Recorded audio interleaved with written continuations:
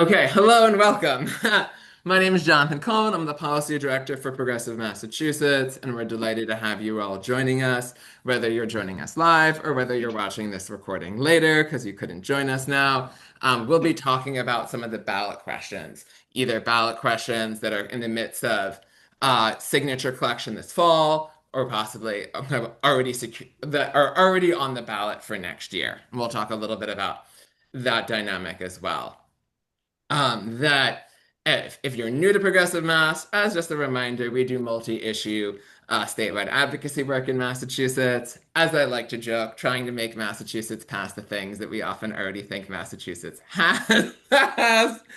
And continuing the work of making Massachusetts a better state for the like roughly 7 million people who live here, and continue to be a bulwark against kind of the what I call chaos, cruelty, and corruption coming out of the Trump administration, to make sure that we can be a kind of bulwark of civil rights and protections for kind of for everybody here, and a good example for those elsewhere.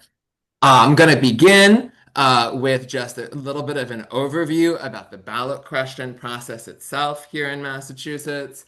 Then we'll be hearing from a few different ballot question efforts.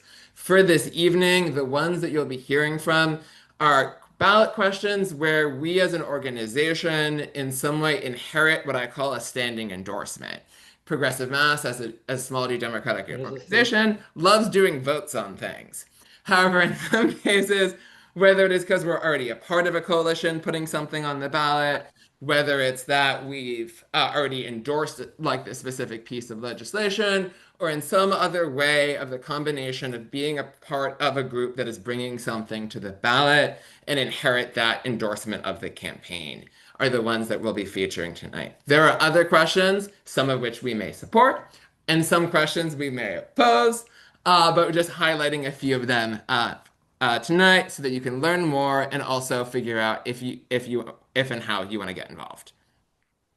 So to do just a very quick overview about the kind of ballot questions themselves and the timeline that we have for this fall. Have the nice little shout out to our designer who made the little pumpkin with a clipboard graphic here. Okay. Okay. I think you should be able to see my slides.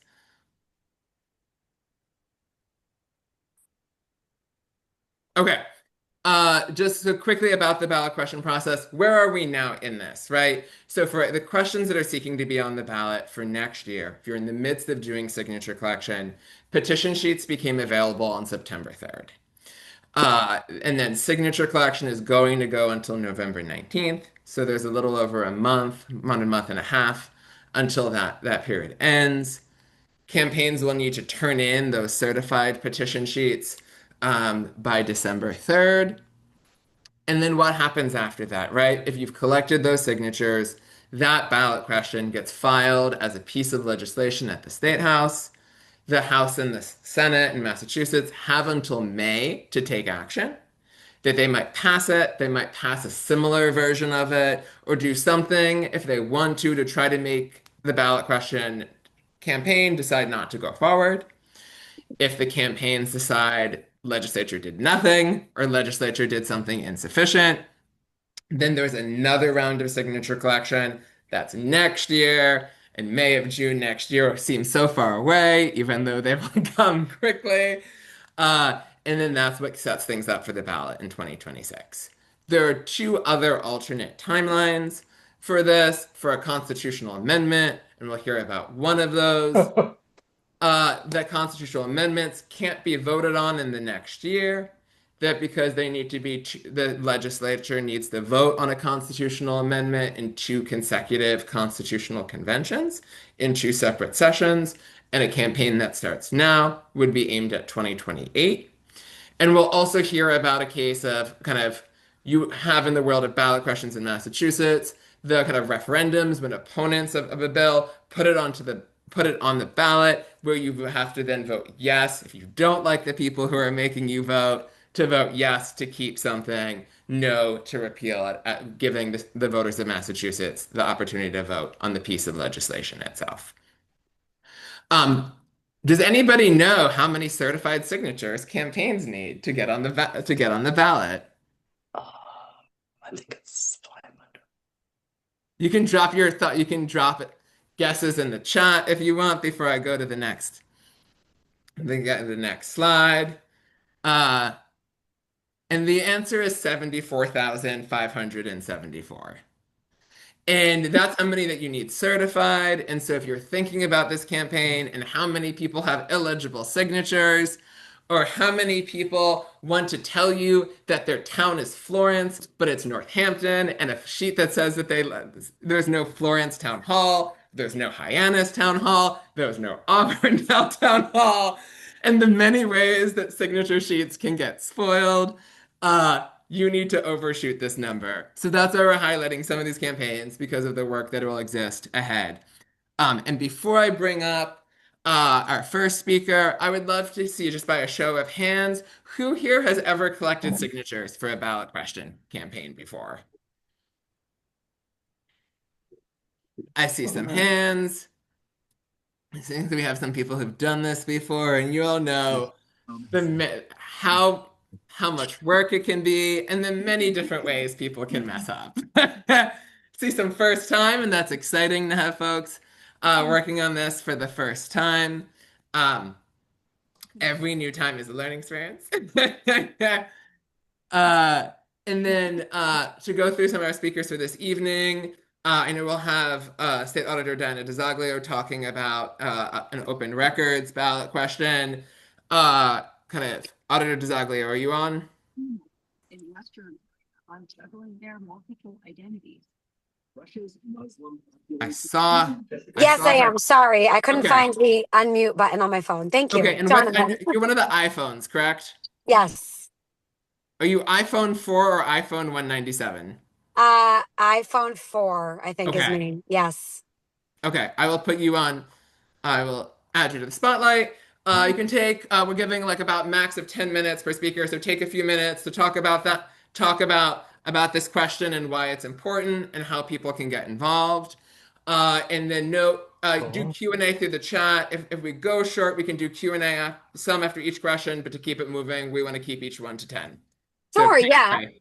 Totally, yeah. And I don't know that I need the full 10 minutes. I'm happy to stay on and answer questions though if folks want to do that.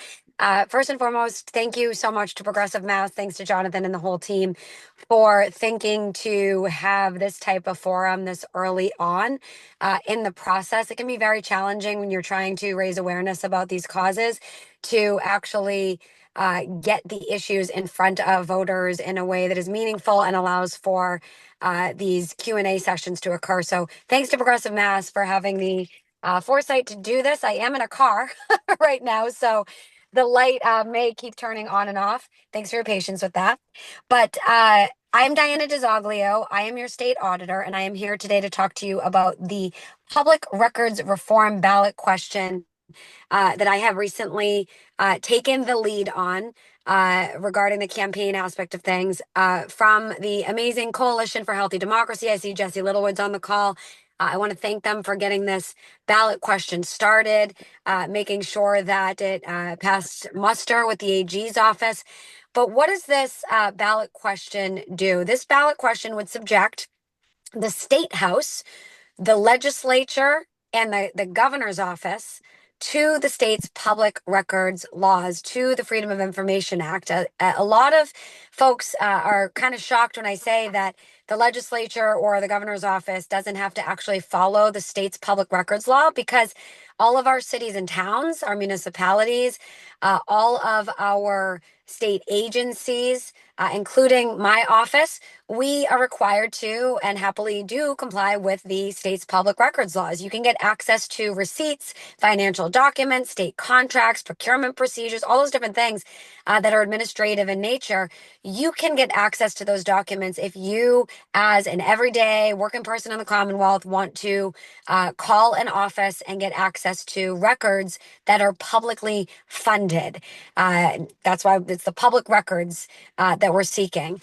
So why is this important? Well, this is important right now because Massachusetts, as many of you already know, is frequently ranked as the least transparent state government in the entire nation. And we hear constantly, especially when Democrats get together, when progressives get together, we hear that Massachusetts is leading the way in so many areas, and we're first in so many areas, and that may be true. And we should celebrate those achievements, and we should make sure that we are uplifting those good things and those accomplishments. And not but and we also need to recognize the areas for improvement that need to be made still. When we hear that we have the least transparent state government in the nation, that's not Massachusetts. This is blue Massachusetts. We should be leading the charge on this nationwide, but yet we continue to rank dead last. And I've said this before. I will say it again. The reason why I believe this is the case is because the age-old adage, absolute power corrupts absolutely. And while we do have a Democratic-controlled legislature, unfortunately, when a few people in power get power that's too much power, regardless of what letters next to their name, that can corrupt the system. It can corrupt the practices and the procedures. And it is so bad right now up on Beacon Hill with respect to how things are being governed. I have often compared it to being akin to an authoritarian regime. And I know that a lot of us here attend No Kings rallies, and we are standing up to the authoritarian style regime at the federal level with the Trump administration, as we should. But a lot of folks don't know that there is an authoritarian style regime running the state legislature right now, where the speaker and Senate president have all power, all control, and get to decide what happens and what doesn't happen up on Beacon Hill. They have a tremendous amount of control over legislation, the budget. But also what records get released and don't get released. And we saw that very saliently during the course of the last roughly almost year now, where we had advocated for question 1 to pass, the audit of the state legislature. Thanks to Progressive Mass for your endorsement of and help in passing that question. Well, we passed it to the tune of 72%. An audit was supposed to be conducted, but our office continues to get stonewalled because essentially the speaker and Senate president think that they are above the law, and that, democracy only counts at the federal level. But here in Massachusetts, it's not that important to them because they're blatantly denying the will of the voters.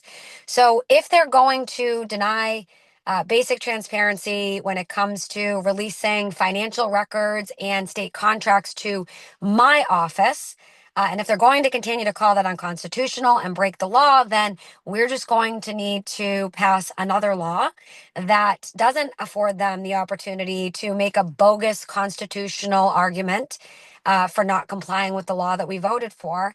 And we are working to pass this law to subject them to the public records law so that all those records that they are denying to my office will just be made available directly to you, the voters. And you can get access to the same types of documents that I am trying to get access to, which for every other state agency are a matter of public record. Financial documents, state contracts.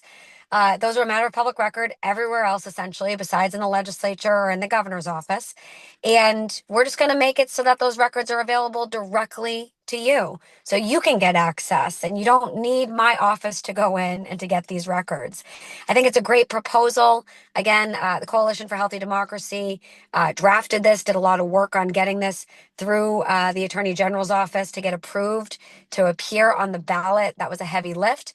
But now we have the work of getting signatures to get this on the ballot. And like Jonathan was saying, it's 75,000 signatures just for this first round. Then we do have to get another 25,000 signatures verified and accepted by the Secretary of State's office for a total of over 100,000 signatures that we're going to need to be able to get this on the ballot for folks to vote on it.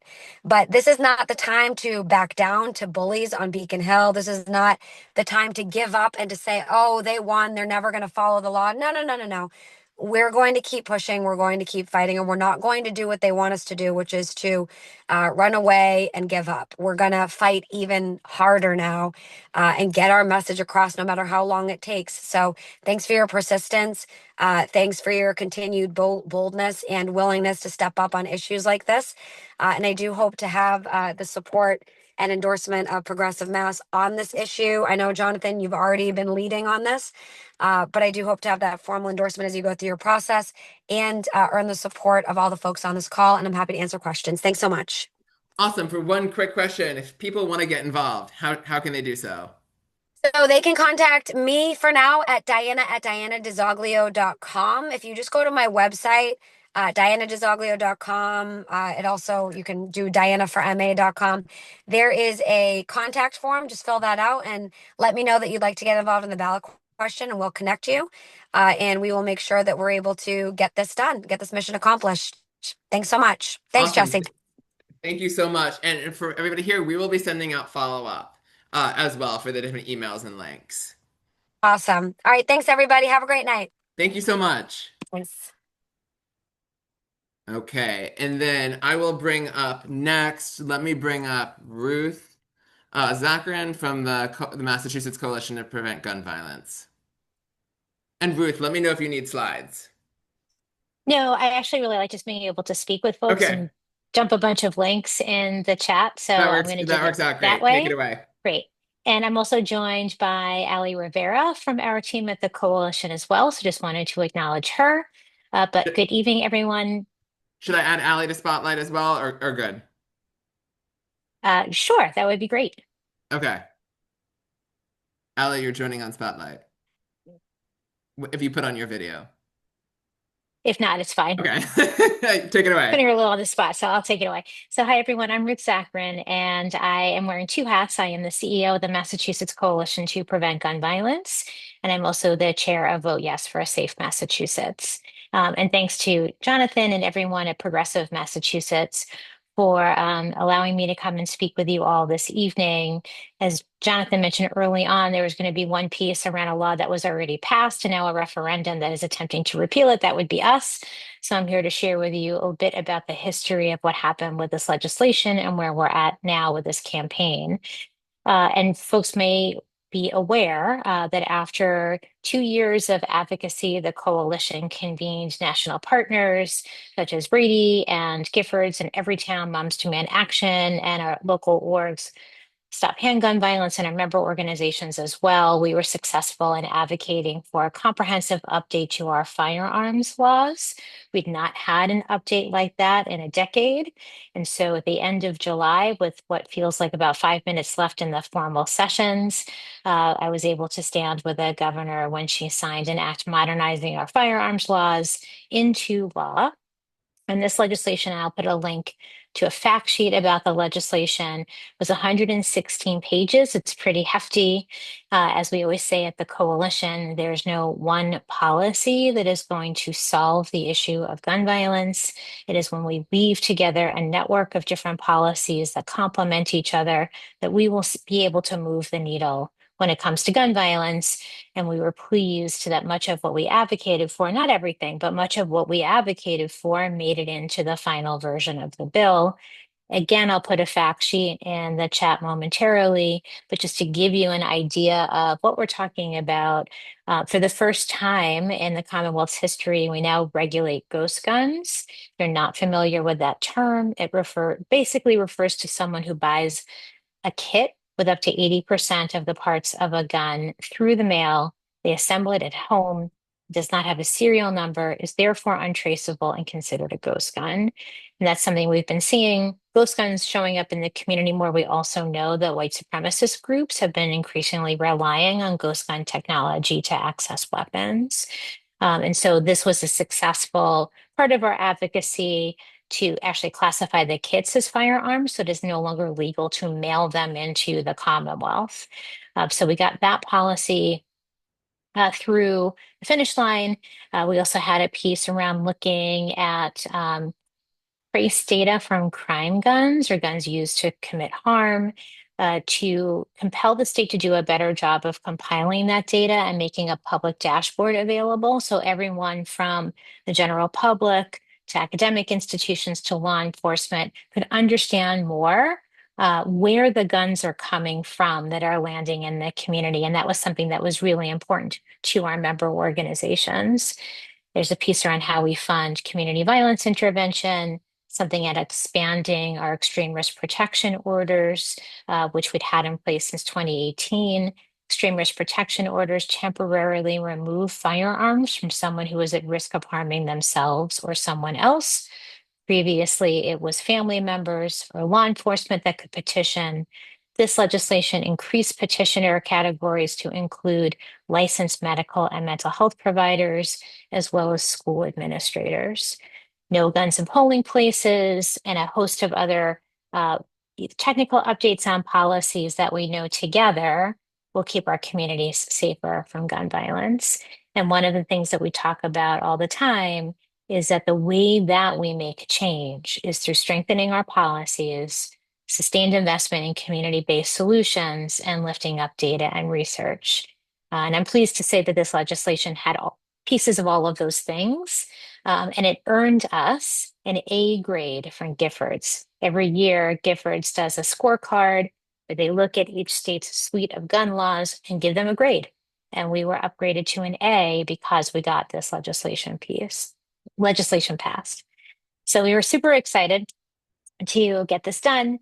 Had about 2 weeks of celebration, and then mid-August we found out that Goal, which is the local arm of the NRA, was starting to collect signatures to put a question on the 2026 ballot to repeal the law in its entirety. They have been successful at collecting signatures. There was a whole piece around the governor signing an emergency preamble so we could start to actually implement the law, which brought the number of signatures down. So, like weedy wonky stuff, and I'm happy to explain more. But suffice to say, this is going to be, it's the one question we know is going to be on the ballot in 2026. A note about the opposition. They have formed a ballot committee that is called the Civil Rights Coalition to fight what they refer to as the worst civil rights infraction in Massachusetts history.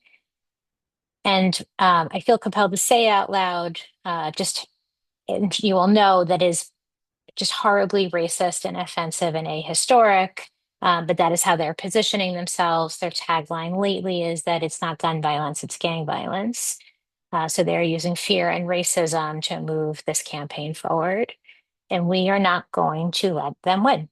So we have filed a committee called Vote Yes for a Safe Massachusetts. We are working with Field First, which is, I think, an organization near and dear to many folks here to help manage this campaign.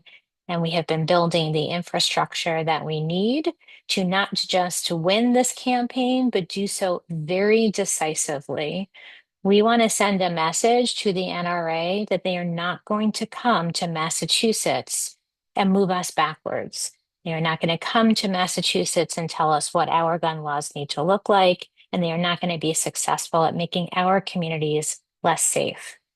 We see this as a hyper-local campaign that we win through building community, through the conversations we have with everyone who will talk to us. But this campaign has national implications because we know that the NRA is trying to do this here in Massachusetts, because if they are successful here, they will be empowered to do this in other states that have strong gun laws.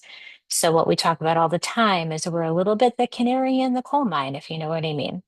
So we need to win this campaign decisively because we need to keep our communities in Massachusetts safe. But we also need to win this decisively because we need to send a message throughout the country that the NRA is not going to win this fight. We will make sure that we keep our policies strong.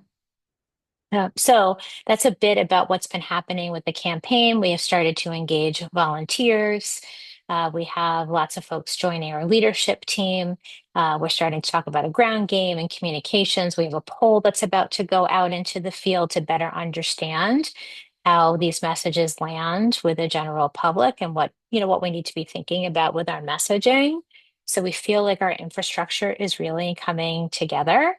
And we have a website. I'll drop that in the chat as well momentarily. We'll have many links for folks to get involved. And Allie always finishes my sentences for me. And I see she's already putting stuff in the chat because she's the best. So through the website, you can learn more about the campaign as well as opportunities to volunteer. We have pledge cards. We're looking for endorsements. We're going to have a business petition to ask businesses to say yes to a safe Massachusetts as well. And so we have many layers through which folks can get involved.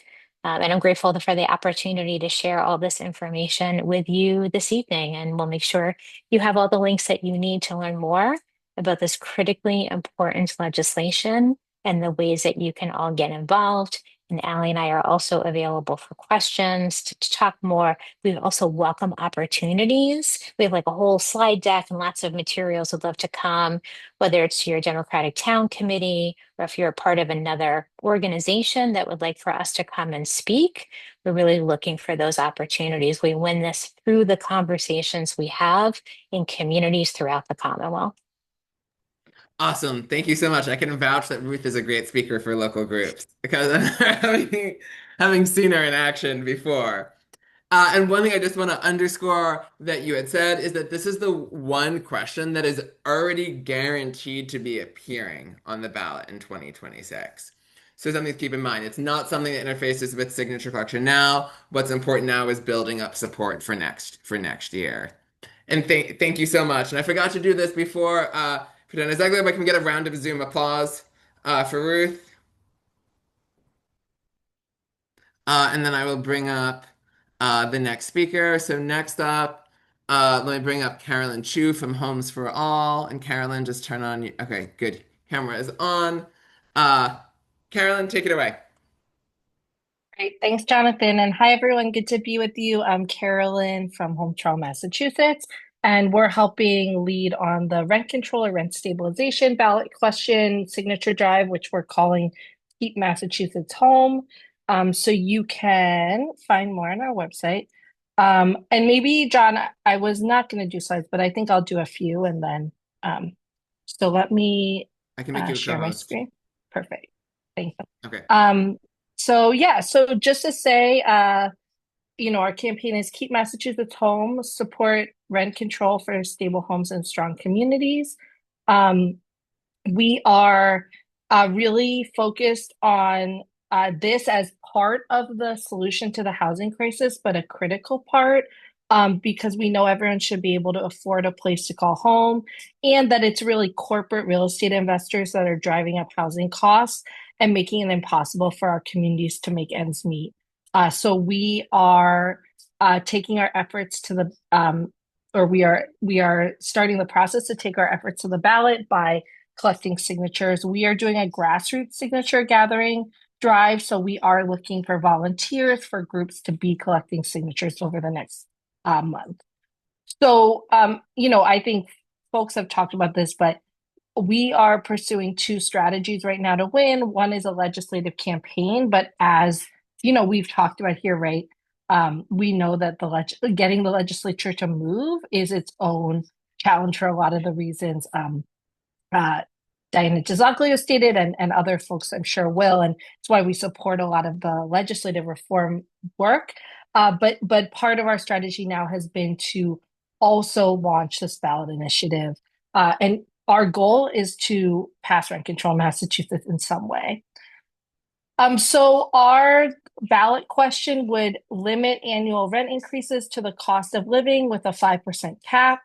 It would support small landlords, not big corporations, by exempting owner-occupied buildings with 4 or fewer units, and it would not apply to new construction for the first 10 years.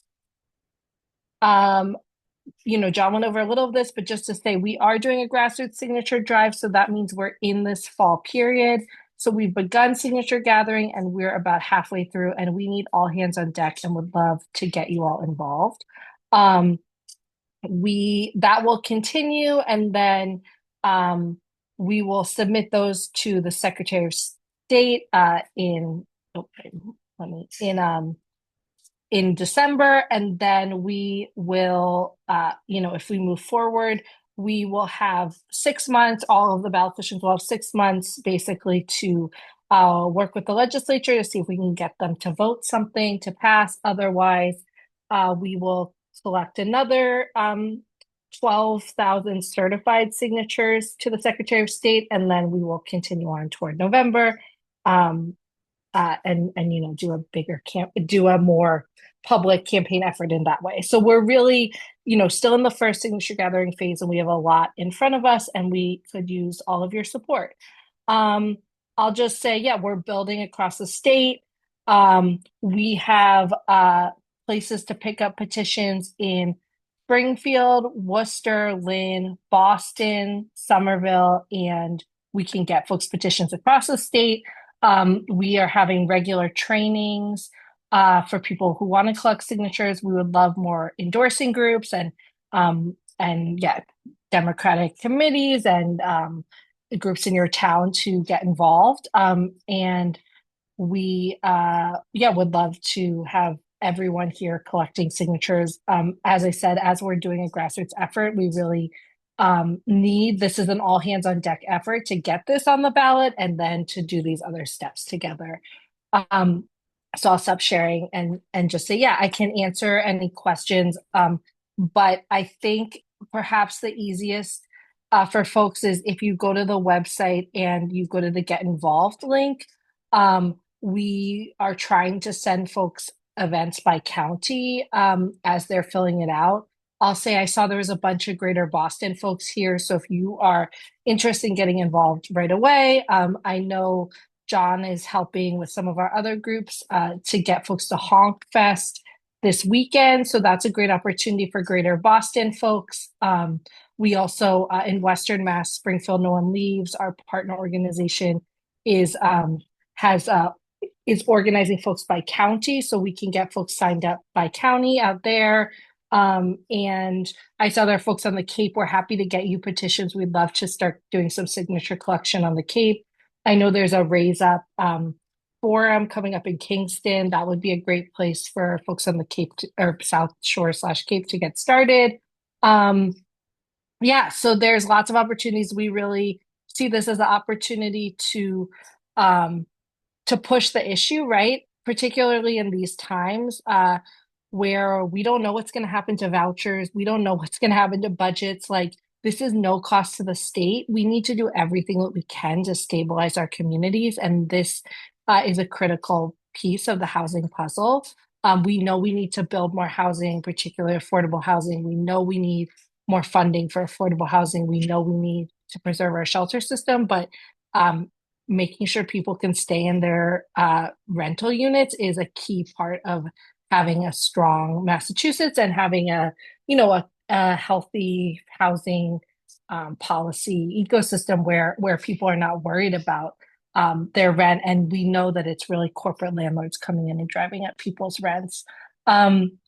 So yeah, I think that's most of what I'll say. Oh, the one other thing I wanted to say was just that, because we're doing a grassroots signature gathering effort, I think it's also an opportunity to build in our local cities and towns. So this is about getting signatures to get on the ballot, but I think it's also about pushing our local cities and towns, right? So if we get thousands of signatures in Worcester, or in Springfield where the election margins were so low, or like Brockton where the election turnout was so low, it pushes our municipal electeds too that this is really an issue that people on the ground in their communities are fighting for and want. So I think it both gives us the opportunity to move at the state level and also to build at our local level to show what the potential, what the strength is. So really excited to work with you all on all of that. I think you can find most of what you need at keepmasshome.com. Sign up at the Get Involved link. If you want to grab petitions already, you can email this email. This is also my email, but a bunch of us are managing the Gmail to get you all petitions. And yeah, I think that's what I got. Awesome. Thank you so much. And yeah, you're dropping stuff into the chat. Wonderful. Can I get a round of Zoom applause for Carolyn? And then I'm going to bring up Next, I'm going to bring up Annika Jensen from Partners in Democracy. Hey everyone, great to see you all. I see some fun, familiar names in the chat. I do have some slides, actually more than some. So I'm going to get through as many as I can, but potentially we might not get through them all, and that's okay. But they're kind of fun, so let's see what we can do. These were actually made by my good friend Scotia Hill with Act on Mass. So something fun about stipend reform actually is it is a coalition effort. I'm actually here today as a volunteer with the Legislative Effectiveness and Accountability Partnership, which is a mouthful, but we're just calling it LEAP. And it's a collection of organizations that have all come together to try to push something forward that a lot of progressives, frankly, a lot of people on all parts of the political spectrum really want, because our state house is not the most effective. We heard it from the auditor earlier. We just heard it from Carolyn. I'm sure many of you in this Zoom room have had the experience of advocating year after year for legislation, it die time and time again. So what's wrong? What's going on with Massachusetts State House, right? We've got Democratic supermajorities. We've got everything we could want. But right now, power is really consolidated at the State House. 9 out of 10 Democratic elected representatives vote with the House Speaker 100% of the time. They do exactly what he says when he says it. On top of that, 1 in 10 lawmakers face a primary challenge. Very, very few. It will shock many of you to hear that we are 50th in the country in terms of legislative effectiveness out of 50 states, obviously, and also 50th in the country for competitiveness in elections. So there's not a lot of movement here. Mm-hmm. And that also causes our progress to stall. So a lot of issues the folks in this room care about, Medicare for all, rent stabilization, whatever it may be, they get stalled up. There's no reason for that. We have this Dem supermajority and they do, frankly, nothing with it. So one thing we like to point out is that this session is actually historic. And the way in which it is actually ending up being historic here is that it's the slowest legislative session in 40 years, according to the Globe. So if you look at how many laws are passed, and this is laws enacted as of September 22nd. So they could have, done a bunch of stuff. Spoiler alert, they didn't. And out of the 32 laws that they have passed this year, 11 of them pertain to a single state employee. So we're not talking a lot of groundbreaking or earth-shattering legislation. And that's happening while Trump is knocking at our door, right? There's nothing really being done to shore up our state of protecting the citizens in our Commonwealth. We are having the slowest legislative session in 40 years while Trump is threatening to withhold MBTA funds, for example. So what's going on with that concentration of power? Why is it that we have no movement, even though we have all these Democrats in office? Well, first of all, every state house member, whether a state senator or a state representative, makes a base salary of this $82,046. This is based on the median income in the state. It's not too shabby. Then if you're put in charge, then if you're put in charge of a committee or you're put as a vice chairman, you make a little bit more. You get 7,000 more added to your salary. If you're a chairman or you're a ranking committee member, you get a little bit more. Same thing happens for division chairs, select committee chairs, a lot more if you're a majority or minority leader. And then all the way at the tippy top are our two favorites, the House Speaker and the Senate President, who make over double the rank and file salary. What is this? It's called a leadership stipend. So it's amount of money that's distributed at the sole and total discretion of the Senate President and the House Speaker. And they give it out to, frankly, their friends, and they put them in positions of power and give them this stipend that can be anything from $7,000 to over double the base salary. What this ends up being, in effect, is loyalty pay.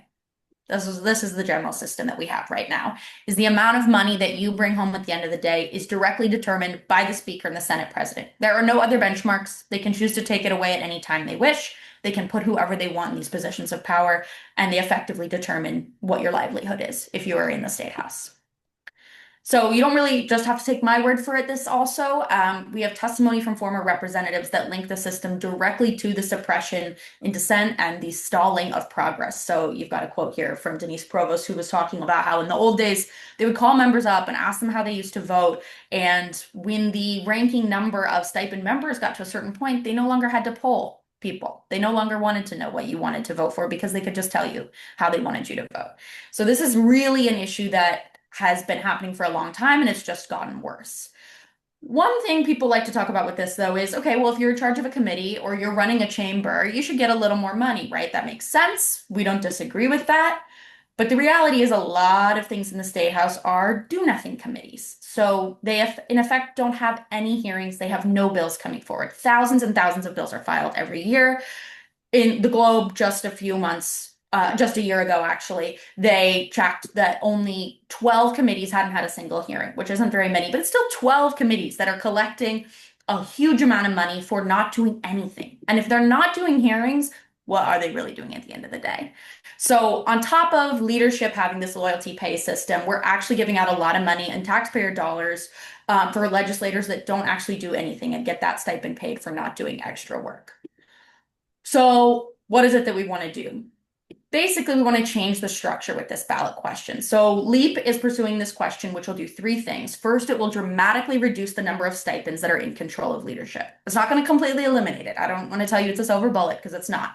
But it'll take that number down. So instead of there being all of these members that are making this excess amount of money compared to their neighbors, it's going to shorten how many people actually qualify for stipends. It's also, in effect, going to raise the pay for rank and file committee members. So it'll lower that gap between who's the Senate president and the House Speaker and what they're making and the amount of money that a regular individual who's in the State House is making.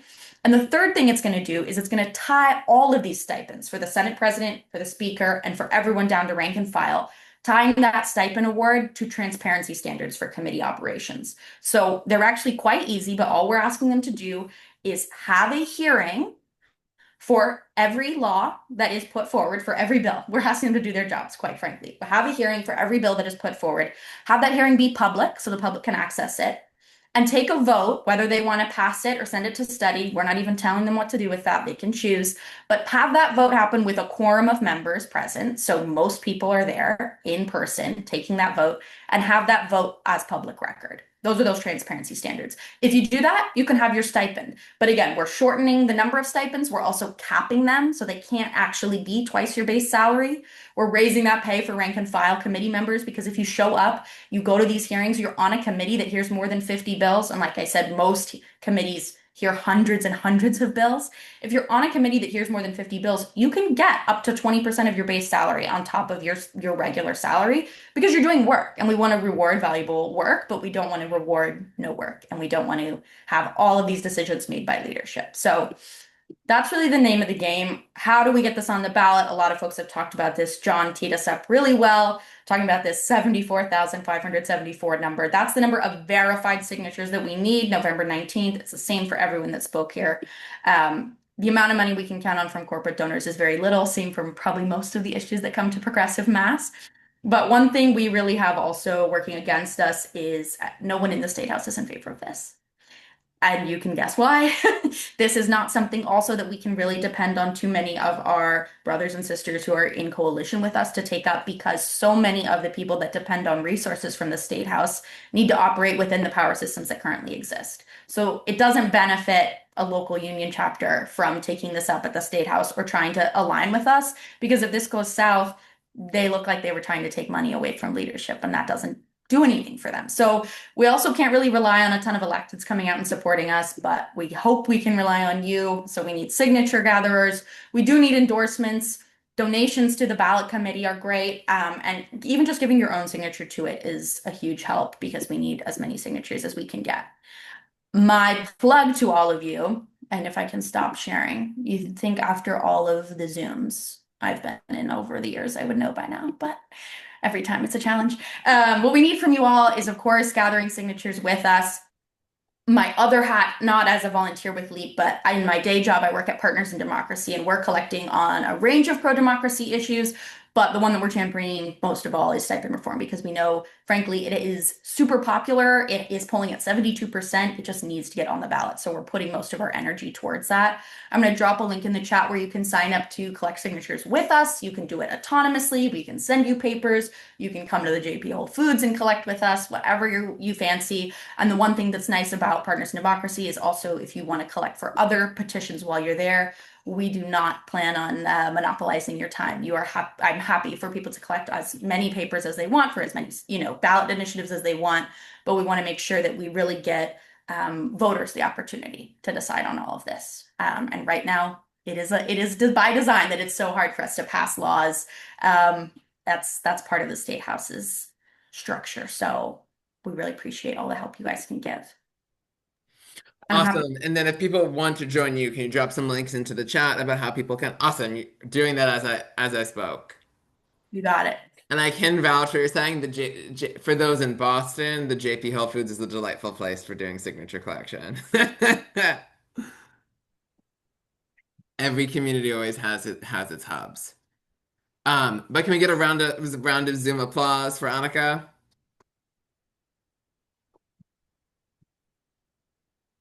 Awesome. Thank you all so much. And I see that Rachel of Wassendale Farmers Market. I bet that is a great place too. It's always described to me as a very happening farmers market. And can I bring I'll bring up Melchor Hall from Powering Descendant Communities to Unlock Democracy if you're here.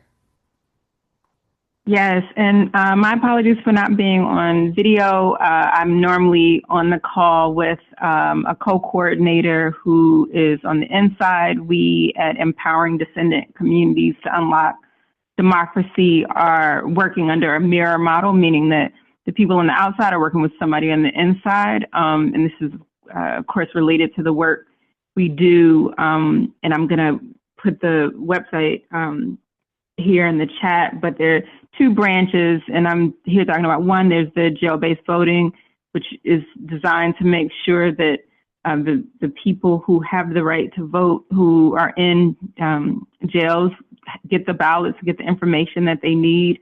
It might be surprised, but maybe not as much to this group, to know how many people don't know about their own right to vote.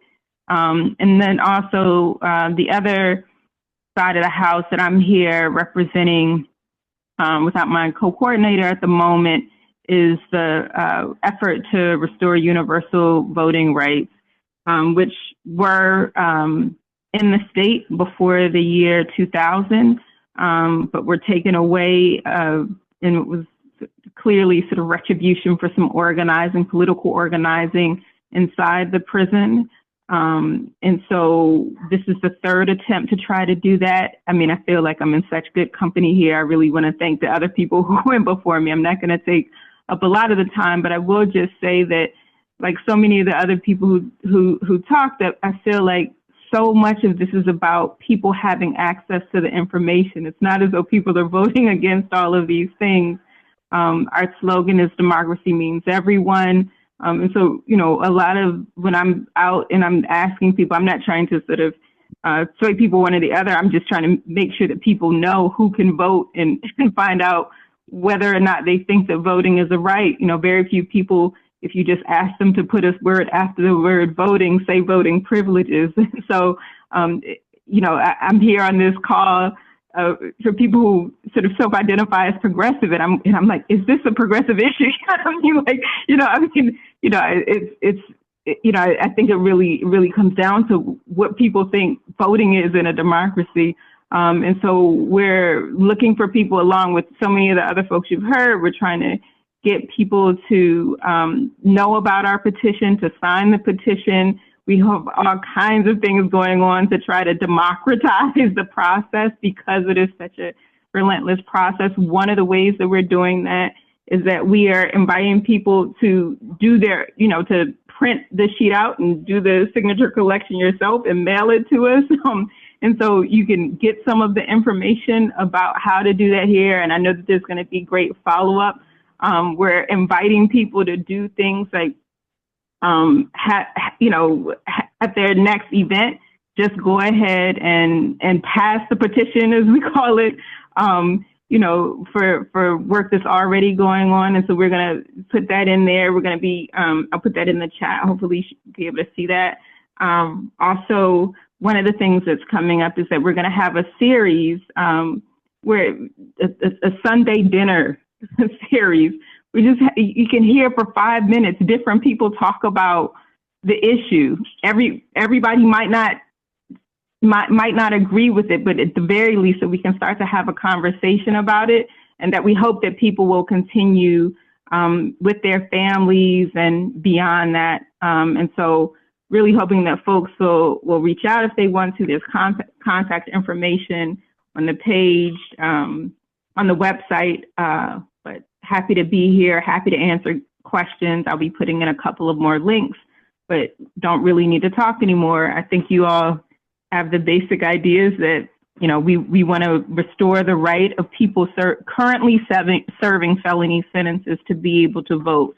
These are the only people who are eligible Massachusetts voters who currently can't vote. And so if a lot of other people don't know they have the right to vote, but I just want to make that clear. Thank you for the time. Awesome. And can we get a round of Zoom applause from Melkor? And then two things I just want to kind of underscore from what you were saying is one thing that I've always experienced is that whenever people lose the right to vote at any stage, they often think that they've lost it permanently.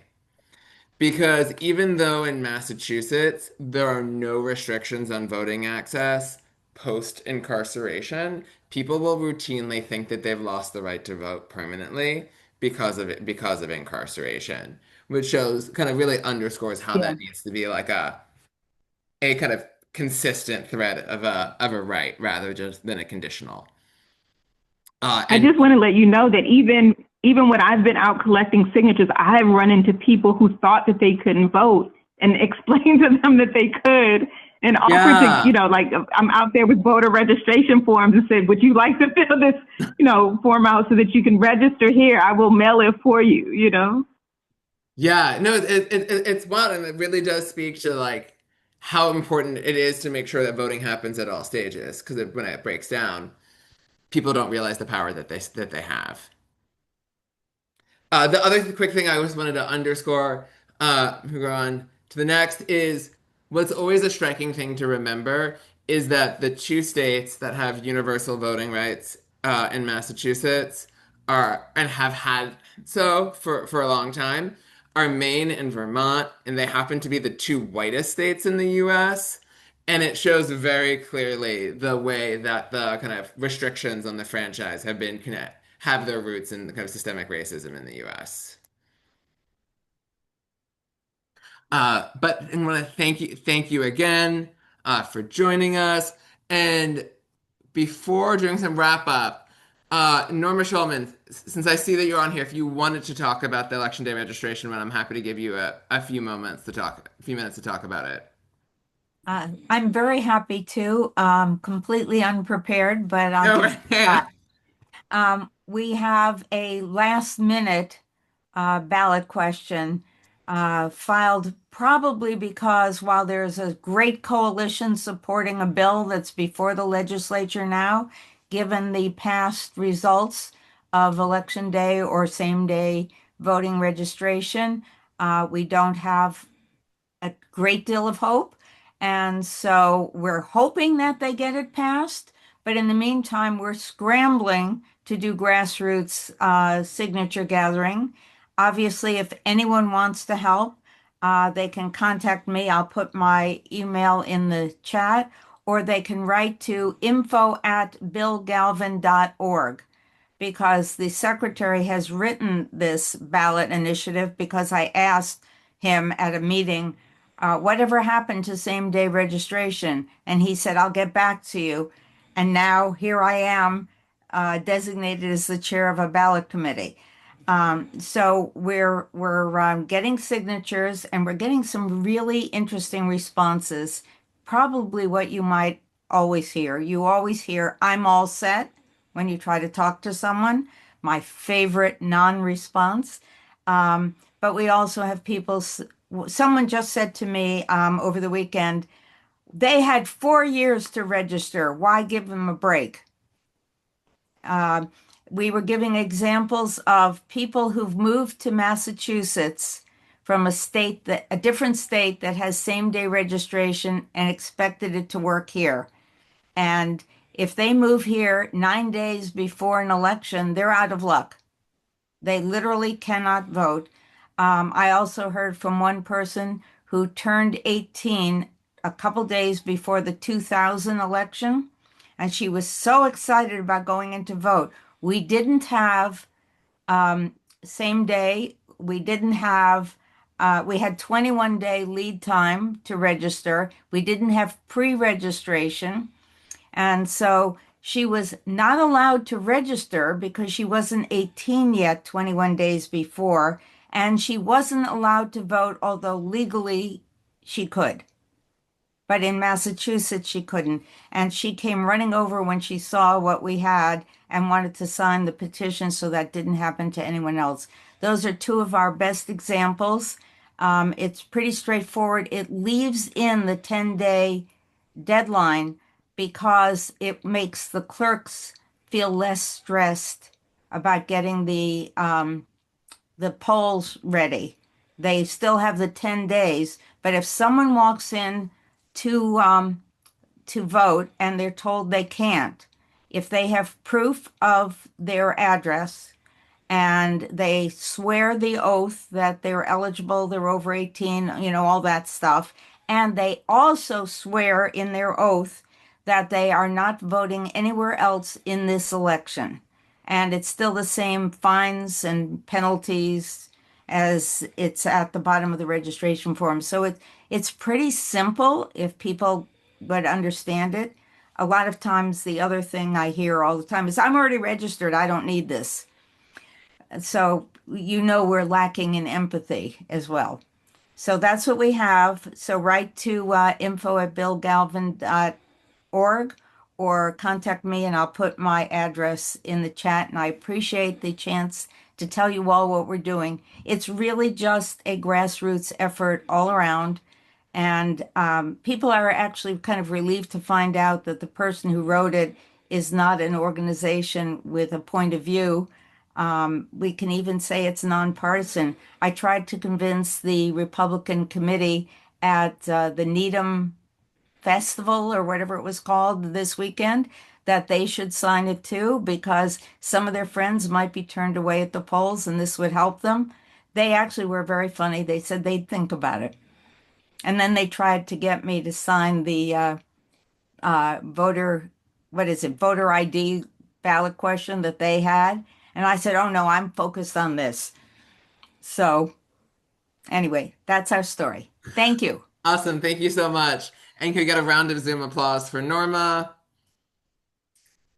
And then since I kept talking after doing the applause for Melkor, let's do another round of applause for Melkor.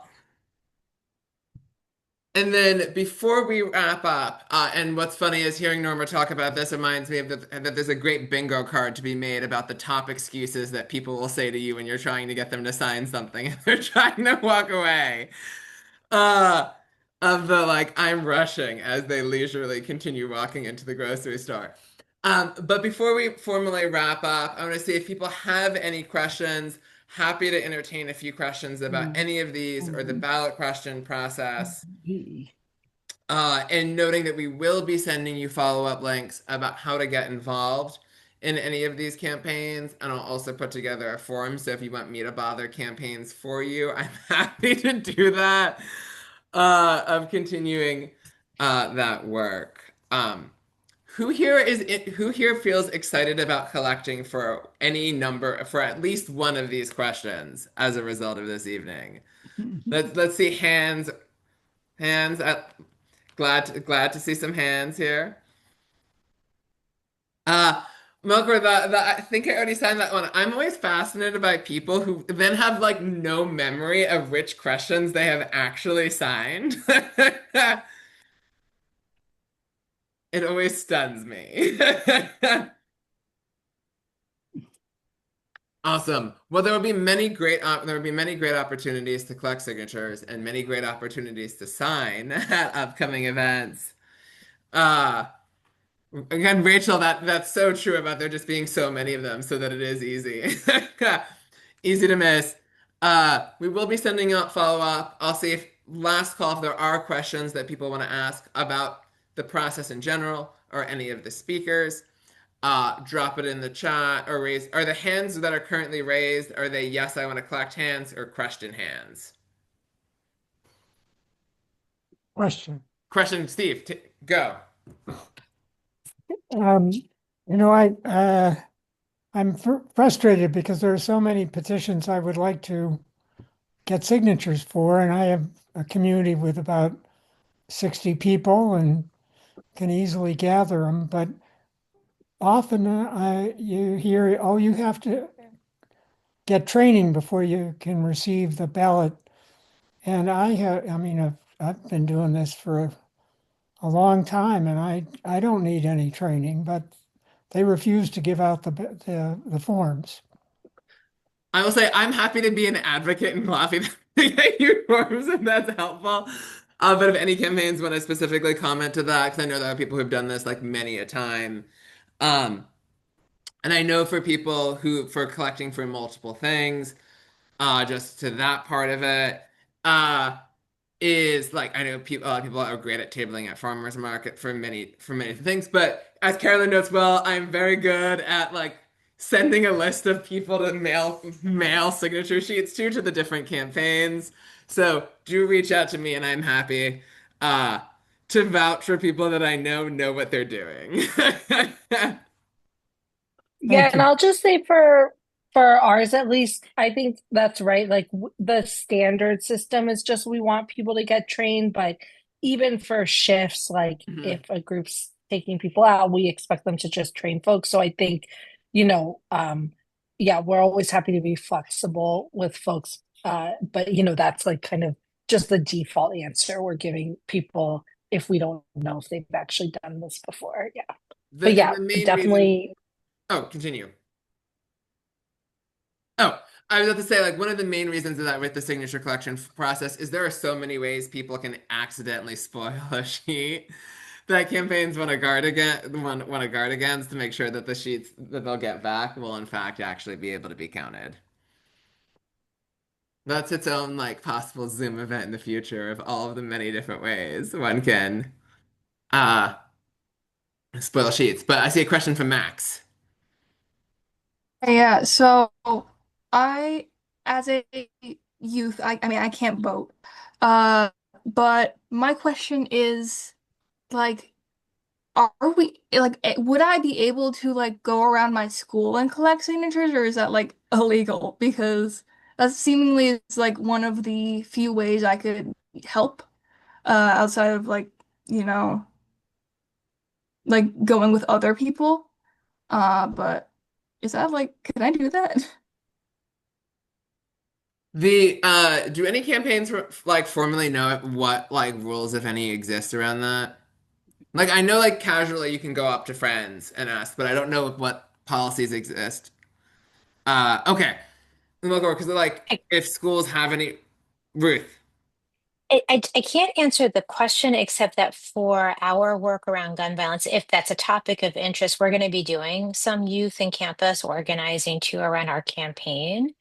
So if our topic is of interest to you, Max, I left my contact information in the chat. I would just welcome you to reach out. Allie, who was here with us before, is the one actually organizing with some other staff to do more outreach in schools and high schools, college campuses, and youth organizations. Yeah, and I don't know exactly about in the schools either, like Ruth said, but I do know like the teachers unions have endorsed questions like ours, and like the Boston Teachers Union, they're getting sheets out to every school for teachers to sign. So, I do think there's some way like young people and then the teachers unions could work together on some of this in your schools I think like is working another through like thought. student organizations is definitely a way. Obviously, people have to be registered voters to sign, or they need to be currently registered to vote, or a registered voter by the time the sheet is handed in to the clerks. I also say that if you do get people who are new to an area, if they're planning to register, make sure that they do it soon so that their signature will count when it is handed in.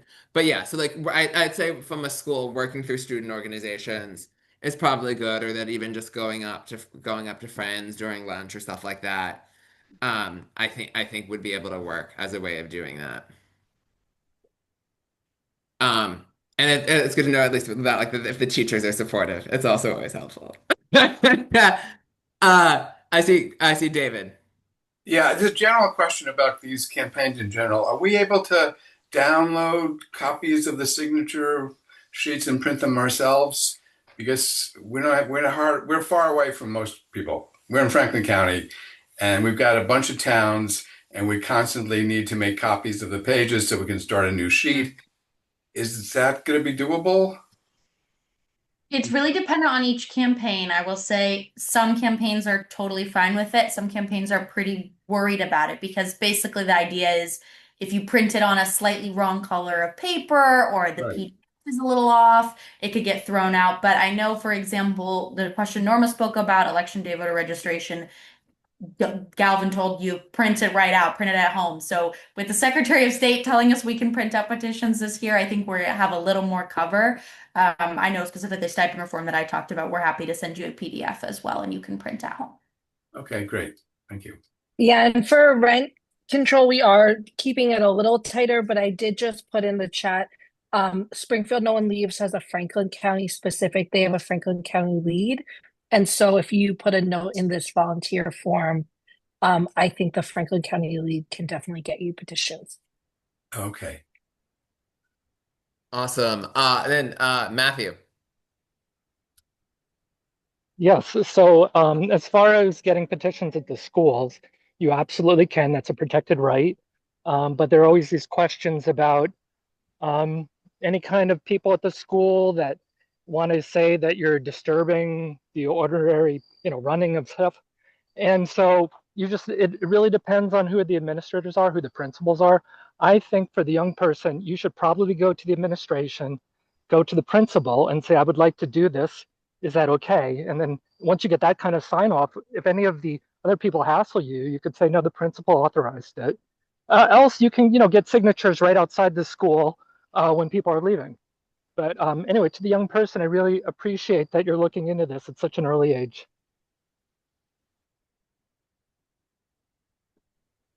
Awesome. I know like getting started early is so important for democracy. Uh, so thank you. Uh, any final questions that people have? And I want to elevate, it's such a key point from Jim in the chat. For those of you who are doing signature collection for the first time, each sheet needs to be a single city or town. So if you're, and that's kind of what David was alluding to, that if you're dealing with multiple cities and towns, each one does need its own sheet because they go to the local registrars. Uh, which is kind of one of those an easy thing for people to mix up when suddenly if you start having from the Boston area. I was kind of collecting signatures before and somebody was signing until she realized that Somerville is not in fact a neighborhood of Boston, but a separate municipality. So always good to confirm that as a best practice before you start. But then uh, uh, any other questions before we formally wrap up this evening? Norma. I I just have one of my favorite suggestions. When you start a new page, make sure you fill in the city or town on the bottom of the first page and the top and bottom of the back side right away. Because if you turn the page over, you'll get mixed up and someone will sign from the wrong town. So, and blue and black pens only, no colors. Mm-hmm. Yes, so like your multicolored gel pens, don't use them. Yeah, you can use them in other cases. You don't need yellow, pink, orange, red, etc. pens. Exactly. I see Jim like red ink because they will go through. For context, the clerks will go through and redline any invalid signatures, and so that's why you don't want to have red or something that gets too close, starts looking like red. Awesome flag. Here, any final questions from folks? And if Rachel. Yeah, thanks. And I had to be off screen. I was eating and cooking and whatever. I want to say, since I've been collecting for four, oh, wait, I have to put myself at a different angle so you can see. So, four different clipboards, but also a lot of people like to try out the pen before they sign their signature. And so I have a little Post-it attached to my clipboard, which happens to say this one is open records, this one is rent control, Yeah. etc. Mhm. Rent is red, and then that way they can try the pen on that. So Post-its, they're handy, and they keep It makes it really easy, right? When you're collecting and you're looking at the front of the page or the back of the page, who knows what page you've got? And if you're collecting for a few questions, Mhm. except that the post-it always tells you. So simple solutions sometimes to things. Had a volunteer doing that, which was really helpful because she had asked about highlighting on the sheet, and that's a no. But that was a good way of like bringing up in easily and kind of seeable ways what each one was. Exactly. I actually have another post-it tucked underneath. Whoops, you can't see it right there. And I always I put a smudge on it myself so that everybody realizes that's the place to try that. Yes, Norma, many post-its. Excellent. Little Okay. tabs. Awesome. Yeah, tabs, exactly. Well, I want to thank everybody again. You will get follow-ups about how you can plug in to these efforts, as well as the video and whatever links people of our presenters want to send me. But for the final thing, we just get a round of applause again for all of our presenters and for all of you for joining us this evening. Awesome. And then with that, I'll formally end.